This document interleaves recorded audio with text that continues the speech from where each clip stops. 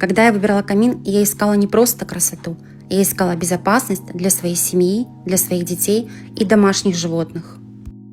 Поэтому мой выбор – это паровой камин. Он не горит огнем, поэтому он абсолютно безопасен, а вместо дыма он выделяет пар, который мягко увлажняет и очищает воздух.